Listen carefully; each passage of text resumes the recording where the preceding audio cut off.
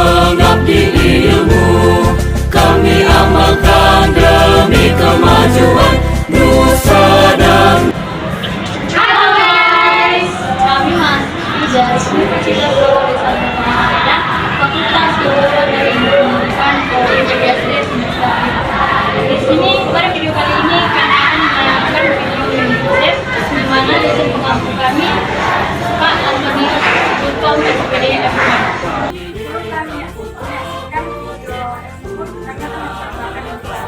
Kami kelompok 3, saya Ika Bangun, saya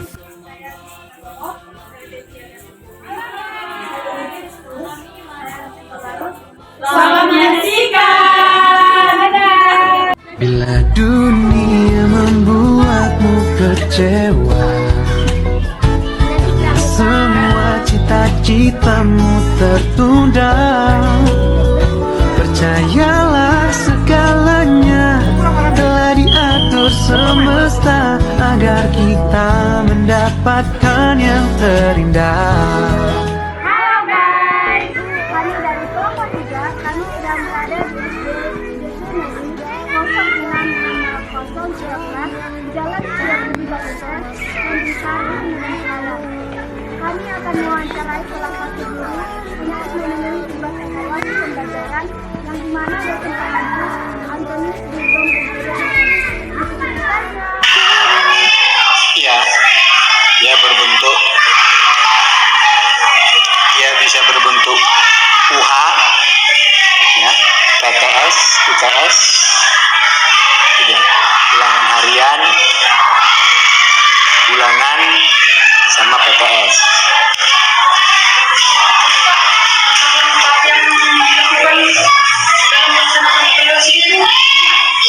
Kalau langkah-langkahnya, pembahasan materi yang sudah dibahas, ya, lalu kita buat materi soal dengan bank soalnya, kemudian kita ujikan, baru kita ambil nilai.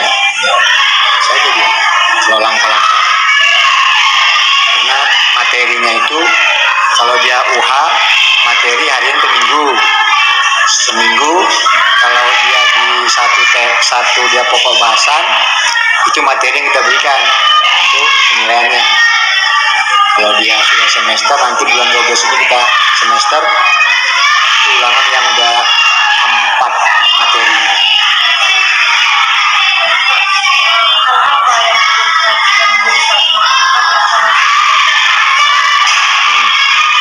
Yang harus diperhatikan guru kepada siapa?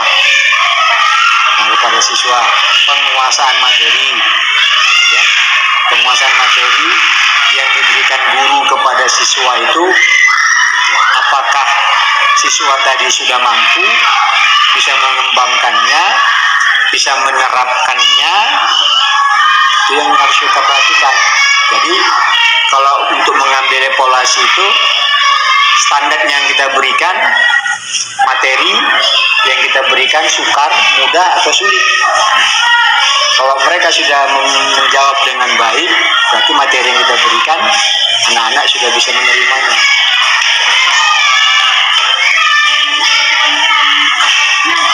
Kita mengadakan remedial. Kita buat dari remedial kembali dengan materi. Makanya gini, banyak guru yang melakukan evaluasi pembelajaran mengejar target. Misalnya kamu dikasih beban mengajar 4 materi dengan waktu 3, 5, 6, 7, sampai 10 jam pel. Kamu bantai itu semua tanpa melihat kemampuan si anak berhasil tidak. Ya, menangani anak yang berbeda kemampuannya sebenarnya nggak sulit. Kita harus lebih cermat melakukan pendekatan pada anak itu. Kalau beda soal, kita berikan kepada dia beda soal. Sekarang kalau menangani itu beda soal, dia mengerti melakukannya sudah. Karena kan kalau anak-anak sekarang kan lebih banyak belajar di sekolah daripada di rumah. Jadi kesulitannya kita, kemampuan anak tadi untuk memahami materi lebih banyak di sekolah daripada di rumah. Jadi di rumah tadi mereka kurang perhatian. Seperti tugas-tugas yang kita berikan, kalau dia siswanya 20, kayak saya 20, itu hampir 40-60% itu mengerjakan. Selebihnya tidak mengerjakan. Terus kok gimana? Kan pelajaran sekarang kan siswanya Itu namanya pendekatan. Ya, misalnya materi yang kita berikan kalau di kelas 4 dia kan ada kumar. Nah, sebenarnya sama seperti pelajaran yang lalu. Kumar itu kita berikan kepada mereka yang mengembangkan. Sama kayak kuliah diberikan materinya ini, yang mengembangkan kan kalian. Di kumar seperti itu, mereka yang mengembangkan, kita melakukan pendekatan. Jadi lebih banyak kerjanya guru di kumar itu. Jadi satu-satu anak itu memang harus benar-benar paham. Nah, misalnya kayak di IPA, ya kan, bagian tumbuhan dan bagian itu, kita harus lebih banyak mendekati, lakukan langsung begitu ini, kita ambil prakteknya, kita buat ini seperti ini, lebih banyak ke situ. Jadi nggak berbentuk teori, tapi langsung kita melakukan prakteknya. Ini bagian tubuh, bagian tumbuhan ini, bagian akarnya ini, bagian ini, langsung begitu dia. Jadi anak itu lebih cepat mengetahuinya, seperti itu dia. Jadi kalau kalian nanti sudah selesai, yang harus kalian pahami itu sebenarnya penguasaan materi. Jadi kalau kamu materi itu nggak kamu kuasai, nggak punya bahan, nah seperti kemarin 5 menit ya udah bingung dia, apalagi gurunya di dalam. Kalau yang kemarin saya diusirnya, Pak di luar lah Pak. Ya, kenapa Pak kalau saya di dalam grogi? Ya, jadi kalau kamu bisa menguasai materimu yang kamu bawakan hari ini, kamu nggak akan blank. Jadi kayak kami kan kalau mau masuk buat satu pokok materi, misalnya kalau dibahas, misalnya kalau dia di matematika bangun datar atau segi 4, itu kami sudah buat materi, kami terangkan dengan waktu yang ada, baru 15 menit kami berikan soal. Anak gagal, maka materi itu tidak bisa kamu lanjutkan, materi itu harus kamu ulang kembali. Makanya kamu dikasih waktu, misalnya segi 4, kamu dikasih waktu 6 jam pel. Kamu tengok losternya, 6 jam pel itu kamu berapa kali pertemuan. Kalau 1 kali pertemuan dia 2 jam pel, berarti ada 2 minggu, ya kan, 2 minggu lebih. Itu harus kamu ulang sampai anak-anak tadi memang mengerti. Selebihnya ya kalau nggak paham ya anggap tuntas, dia sudah 70. Lagi. apa saja yang dapat Aspek-aspek dalam pelajaran yang harus kita evaluasi itu sebetulnya materi sebenarnya, ya. Kalau dalam tuntasnya yang kita bahas sebetulnya materinya itu, anak ini cocok nggak untuk pembelajaran hari ini, dia media-medianya apa saja itu harus kita siapkan. Kalau untuk aspek cara ngajarnya itu secara program atau tergantung materi yang kamu bawa. Nah, kalau materinya itu misalnya tentang tumbuhan, kamu sediakan medianya untuk mempercepat anak tadi menangkap. Misalnya kayak akar tunggal, kan kamu nggak bisa bilang ini ada macam-macam bagian tumbuhan akar itu bagi 3, akar tunggal, akar ini. Kalau kamu bilang begitu kan mereka nggak tahu akar tunggal itu macam mana Pak. Jadi kita buat media, ini akar tunggal. Media terserah, mau kamu gambar di papan tulis, mau kamu buat di karton, tempel, yang penting dia jelas nampak gitu. Karena kalau di buku yang dibeli di sini itu, kalau dia buku penerbit yang dibeli hacknya oleh pemerintah, itu harganya murah, itu tidak lengkap. Jadi kamu pakai buku yang lain itu dia lebih lengkap. Jadi kalau medianya itu bisa ceramah, ya ceramah, tidak membutuhkan misalnya gini, norma-norma. Kamu kan nggak perlu pakai media kan? Nah, norma ini, kamu hanya cukup melakukan interview kepada anak. Kalau ini begini, coba kamu lakukan begini. Itu norma apa? Kan nggak perlu kamu pakai media gitu loh. Tapi kalau di kayak matematika, kamu nggak perlu pakai media. Tapi kalau kamu buat di situ pohon berhitung, ya jelas kamu pakai media. Gitu. Tergantung sih. Kalau medianya, metode belajarnya kan ada tiga, ada yang pakai model, pakai ceramah, ada yang dia langsung portofolio, interview, beda-beda. Ini tergantung materi, sebenarnya tergantung materi yang mau kamu ajarkan. Kalau nggak perlu, ya nggak perlu. Tapi kalau memang harus, ya kamu sediakan medianya. Misalnya kamu pakai Infocus, ya silakan. Ya, kalau kamu mau perlu pakai Infocus, misalnya saya masuk di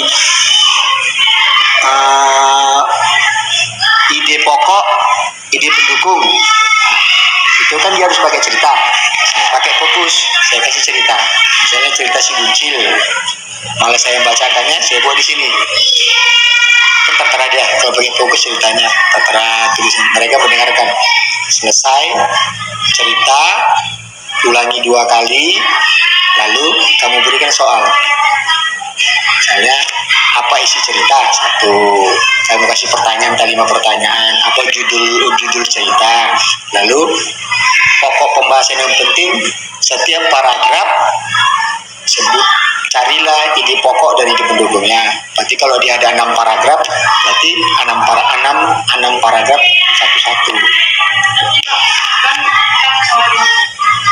Anaknya itu tidak dapat mampu tadi kan Ya, satu. Tidak. Dia mengulang bukan metode baru, ya seperti itu juga.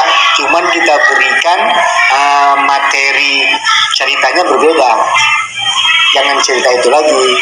Misalnya si Kancil dengan si ini, kita kasih dia 1 paragraf. Kamu ceritakan 1 paragraf, lalu sebutkan ide pokoknya. Tapi sebelum masuk ke situ, kami sudah jelaskan ya, ide pokok itu di mana tempatnya, ide pendukung itu di mana tempatnya, di mana mencarinya, di awal kalimat atau di akhir kalimat, apa itu ide pokok, apa itu ide pendukung. Sebelum ke situ, itu sudah kita jelaskan dulu. Nah, ide pokok itu adalah ini, ya kan? Ide pendukungnya cerita dari ide pokok. Pokoknya sudah kita jelaskan, baru kita kasih materi media. Tahu bisa kamu bacakan sendiri pelan-pelan. Bacakan pelan-pelan, udah diam 2-3 kali 1 paragraf ya. Jangan langsung sampai 4 paragraf, 1 paragraf dibacakan. Mereka sudah perhatikan, mereka dengarkan, itu bahasa Indonesia loh. Ya, mendengar, membaca, ya, dan menulis. Sudah didengarkan, kamu sebutkan. Sebenarnya di Kumper ini guru lebih banyak dituntut untuk berkreasi, lebih aktif. Kan kalau udah guru ini kan, nanti kamu jangan gitu. Udah guru udah duduk di sini, udah ribut sana, ribut sini ya. Berarti kamu udah nggak bisa menguasai kelas. Ribut saja kelasmu, kamu sudah gagal jadi guru. Di dalam pelajaran ya, bukan di waktu main-main. Ketika kamu melakukan pelajaran, anak itu ribut, kamu jangan langsung marah. Sudah, ya. Lakukan sesuatu yang membuat anak itu diam sendiri. Misalnya tepuk, penyanyi. Berarti di dalam otak si anak tadi sudah pernah, ya kan? Namanya anak-anak kan otaknya kan memang bermain gitu. Makanya cara mendiamkannya tidak perlu kita pukul, tidak perlu kita teriak, walaupun sekali-sekali itu kita lakukan gitu ya. Biasa. Ini kan yang kita pukul meja. Habis itu ribut lagi meja itu. Lagi. yang selanjutnya itu Pak, apa kendala yang Sebetulnya kendalanya tadi itu kerjasama kita dengan orang tua. Kalau di sekolah kita kasih materi, di rumah kan bantuan orang tua itu kan lebih banyak, hampir hampir dia 80%. Kalau kita di sini kan 20% saja, lebih banyak dia di rumah. Sebenarnya itu, kalau di sekolah kendala ini sebenarnya tidak ada. Kalau kita gurunya happy aja, nggak ada kendala. Cuman penguasaan materi si anak tadi di rumah kan, misalnya gini, besok kita ulangan IPA, saya bilang materinya ini ada 2 materi, baca catatan, kita kirim, kita kan ada grup, kita kirim ke situ. Sampai sekolah yang mereka nggak ini kan itu. Karena kan di rumah kan memang pembelajaran itu kan lebih banyak di rumah sebenarnya daripada kita di sekolah. Sebenarnya kalau di sekolah nggak ada kendala. Selagi anak itu bisa menjawab, sudah dia jawab salah benar dan kan itulah jawaban dia. Dari situ bisa kita nampak, oh si A dapat nilai sekian, si B sekian sekian. Berarti yang kita remedial si A. Bukan semua yang kita remedial. Ada 5 yang perlu remedial, yang 5 kita remedial. Bukan yang selebihnya, bukan semua kena remedial. Yang 5 ini lah, berarti kita ada beberapa jam kita khususkan untuk yang 5 tadi. Sampai mereka kita kasih materi, kita kasih ujian, penilaian, dan masuk. Kalau masih seperti itu, ya boleh buat. Kalau nggak dia berubah. Tapi memang kendalanya di pembelajaran di rumah. Kalau di sekolah biasanya tidak. Happy aja mereka. Yang berikut itu, bagaimana jika guru tidak melakukan evaluasi dalam pembelajaran? Kalau kita tidak melakukan evaluasi dalam pembelajaran, kita tidak tahu hasil dari pembelajaran itu. Itulah intinya. Setelah kamu memberikan materi kepada anak, bla bla bla bla bla bla bla, anak itu paham nggak? Kamu bertanya, paham nggak? Paham. Mengerti? Mengerti. Itu jawabannya kan. Benarkah dia paham? Benarkah atau tidak paham? Jadi kalau nggak kita kasih evaluasi, kita nggak tahu. Kalau hanya sekedar dia bilang paham pak, mengerti, coba kasih 5 soal atau 3 soal. Kalau 90% berhasil, berarti kamu sudah berhasil. Tapi kalau di bawah 7, berarti kurang. Kita harus mengadakan kembali evaluasi ulang. Dengan bukan evaluasi ulangnya, bukan masalah soalnya tapi evaluasi ulang dengan materi yang kita berikan. Berarti tidak cocok yang kita berikan materi tadi sama anak tadi, mereka kurang menangkap, berarti ganti metodenya. Jadi kalau Evaluasi ini dilaksanakan setelah sudah dari mulai KTSP evaluasi sudah dilakukan. Nah, setiap kamu memberikan materi hasilnya jelek, kamu akan evaluasi. Iya, satu jawab dulu. Aku aja nggak pakai cabai ya. Aku bawa bontot. Enggak. Tadi aku bawa bontot yang makan. Nah. Dari mulai KTSP, SP, KTSP, KBK, K13, ini sekarang Kumur, semua sudah evaluasi. Ya, setiap kamu melakukan evaluasi, setiap kamu melakukan memberikan materi, kamu evaluasi. Baik itu di materi, baik itu di anak, baik itu dinilai. Jadi jangan kamu kasih materi, kamu kasih soal evaluasi, tapi nggak kamu nilai. Jadi, laksanakan, kumpul, dan dah. Kasih itu sama anaknya. Misalnya kamu buat evaluasi materi ini, kamu konten, misalnya mau 6 dari 20 soal, dia benaran 4. Itu kan evaluasi kamu. Sudah kamu dapat, berarti materi saya perlu saya evaluasi. Ini berikan kepada orang tuanya. Suruh dia tanda tangan. Suruh tanda tangan orang tuanya.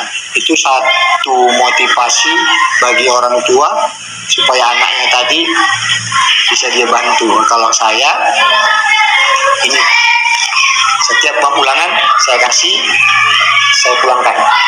Ya, kasih sama orang tua. Satu lagi, kalau saya membuat P5, misalnya dari barang bekas, saya suruh anak tadi membuatnya dengan orang tuanya.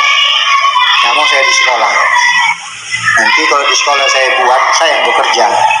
Jadi saya suruh orang tuanya, itu divideokan, dikirim sama saya.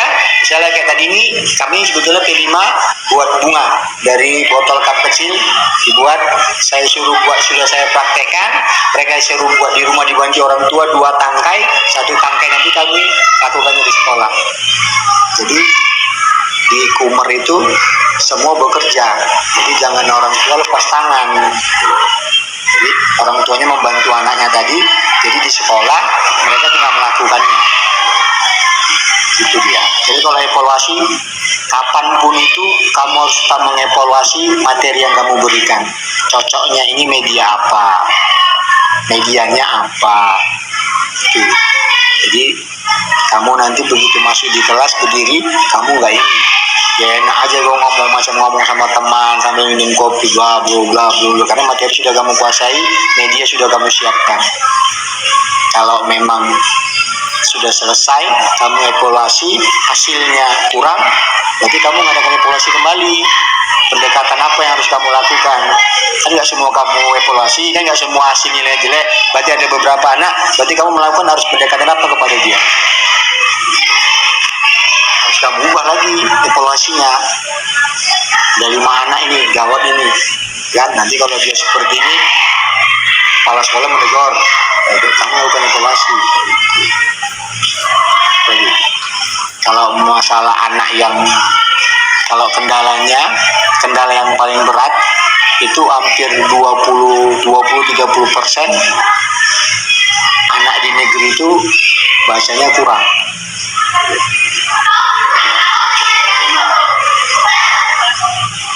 Kalau anak yang bacanya ada yang kayak kelas saya ada 3. Sudah di kelas 3 sudah memang kurang diperhatikan guru. Di kelas 4 saya kembali melakukan pendekatan kepada dia. Ya kita sajari dia baca. Karena ini memang tugas kita. Kalau dia nggak pandai baca, nah itu evaluasi kamu akan jatuh gara-gara 3 orang anak ini. Dimulai pembelajaran, kita beri materi kepada anak-anak, kita beri penerangan, media, selesai, kasih soal, anak tadi panggil.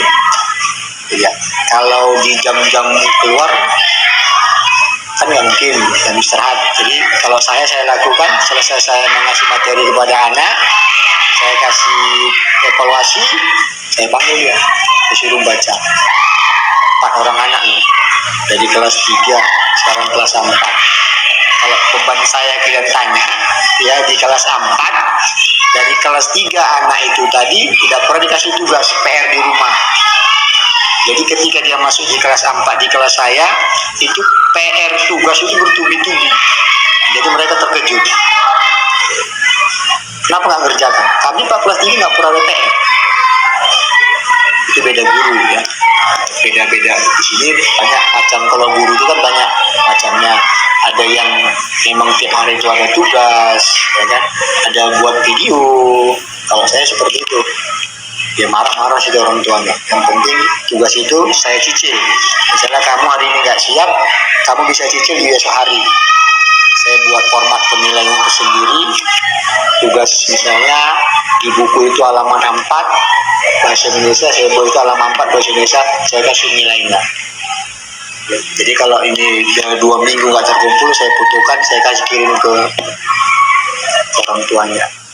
Jadi orang tuanya membantu anak tadi untuk motivasi anak tadi supaya di rumah itu belajar. Ya bermacam-macam ya. Apa yang mau kamu lakukan untuk metode kamu. Yang paling penting itu pendekatan kepada siswa. Kalau kamu nggak bagus pendekatan dengan siswa, disukai kamu sama siswa, disenangi kamu sama siswa, berhasil materi. Itu cinta. Nah, jadi kalau kamu penguasaan kelas, kamu datang sudah disambut sama siswa, ya kan? Begitu kamu masuk gerbang, siswamu sudah manggil, sudah jemput, berarti siswamu itu senang sama kamu, maka mereka mudah menerima apa yang kamu berikan. Tapi kalau begitu kamu datang gini siswanya, udah lah, kopi-kopi ke meja itu akan masuk di otaknya. Kenapa? Dia udah gak suka sama kamu. Tuh. Kan nggak semua siswa itu suka sama kita, tapi usahakan bagaimana siswa itu suka sama kamu. Saya seram loh, tapi siswa saya nggak ada yang nggak suka sama saya. Begitu saya datang mereka kejar sampai ke parkiran sana, salaminya saya, semua siswa saya dari kelas 3 naik kelas 4 sampai kelas 4, asal keluar memen dua mereka masuk ke kelas saya. Itu kelas saya dulu di kelas 3, naik kelas 4, ganti kelas, saya dipindahkan ke kelas 4. Jadi asal main-main, dibukanya pintu saya. Wah, main. Beramai-ramai mereka masuk. Berarti kan sudah beberapa bulan mereka masih sayang sama saya. Jadi kalimat intinya seperti itu. Sepintar apapun kamu, kalau siswamu nggak senang sama kamu, sama aja. Ya.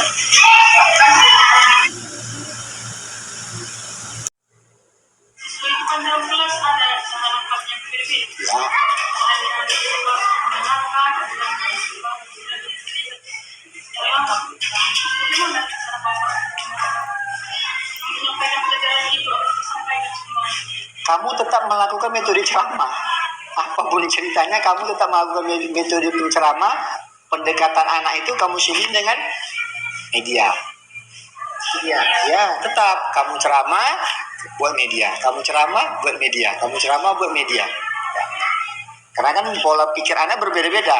Yang satu diam aja, dia nengok ke depan, tapi tak apa yang dipikirkannya. Tapi kamu lakukan ceramah, di depan ada media. Tapi kan dia lihat media. Oh, itu akar ini. Oh, itu akar ini. Itu akar ini. Atau medianya malas gak buat, buka halaman 7 buku ini. Nah, dia lihat di situ. Tidak susah loh. Asal kamu mau melakukan mau berkreasi, melakukan bervariasi metode. Kamu tengok anak itu ini, kalau saya ngomong aja entah mana rasanya kan itu kan. Langsung kamu buat media, kasih soal, dia kerjakan, selesai, hasilnya bagus. Jadi ya, kan ada anak itu sekali kita bilang, oh pak, langsung ngerti. Kalau di kelas saya nggak mau kasih orang ya, kelas saya ada satu ranking 1, beda kreatifnya dengan yang tidak ranking.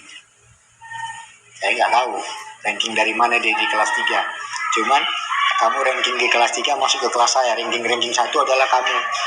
Ini tidak ranking, tapi ketika saya memberikan materi yang aktif mereka, gitu.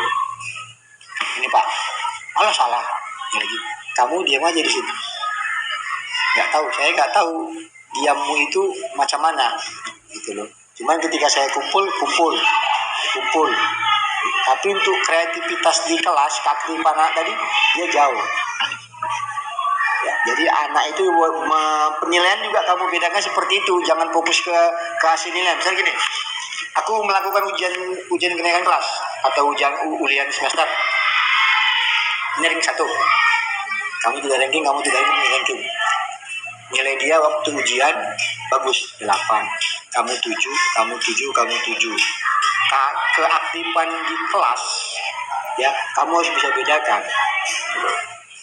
Jangan di ranking 1, udah di ranking 1 karena nilai yang tinggi. Tapi di kelas, di nilai harian karena dia pintar, tetap dia memang nilai harian tinggi. Tapi keaktifan kelas itu, kamu harus bisa bedakan. Ketika kamu menjelaskan materi, kamu bertanya, kamu kreatif dengan materi, kamu bertanya, dia diam aja. Istilahnya ya diam aja gitu. Saya nggak tahu. Cuman kalau yang siswa saya yang lain, ya memang dia kreatif, bertanya, ribut, jawab. Baru kesiapan tugas yang kamu berikan penilaian soal, mereka duluan siap. Daripada dia mengumpul duluan, kumpul salah. Berapa kali pun kamu salahkan, dia tetap mengumpul. Nah, berarti kan dia punya motivasi yang tinggi untuk ingin mengetahui apa sih jawabannya itu kan itu. Jadi Gak perlu kamu ulang lagi materi itu. Dia akan kumpul sampai dia benar. Selagi waktu masih kamu berikan, dia akan berusaha terus. Dia akan putus asa dia. Anak yang seperti itu. Di kelas saya itu 6 orang. Kumpul balik, kamu salahkan, benar pun kamu salahkan, balik lagi nanti dia. Ditipunya, dibuatnya lagi, salahkan lagi, balik lagi dia. Tidak. Tapi kalau yang lain satu tidak, diam aja itu. Saya nggak tahu.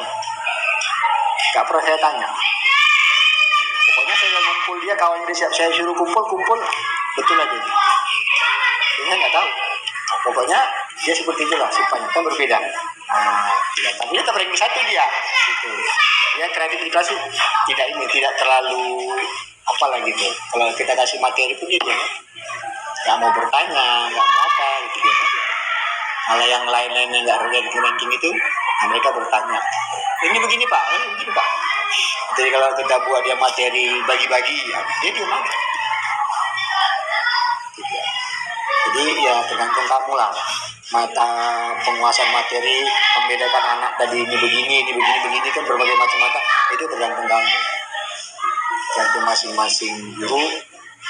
Metode apa yang kamu buat, apakah ceramah saja kamu lakukan, lalu beri tugas.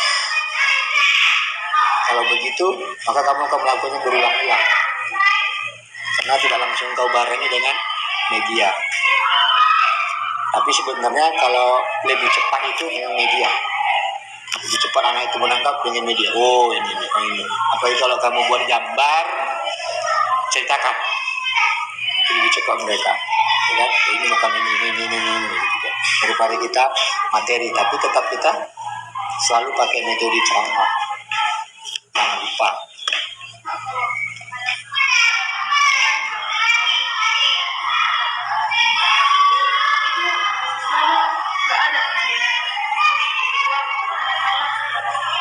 Ya itulah metode tadi yang saya bilang tadi.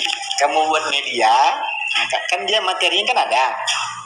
Kalau dia bagian tumbuhan, akar, tunggal, akar ini sudah kita tunjukkan. Medianya kamu buat, ya. Ini akar tunggal, akar ini. Nanti ada pengenalannya itu, kamu bisa misalnya ketika memberi cangkokan. Itu melakukan langsung. Kalau kamu nggak mau jalan, kalau saya suruh bawa batang satu utuh, ya batang satu utuh, tanaman itu ada akarnya, gitu kan. Nah saya suruh bawa masing-masing. Baru saya tunjukkan, saya berikan, baru daunnya ada, saya buat misalnya serat tanah, fungsinya ini, gitu kan.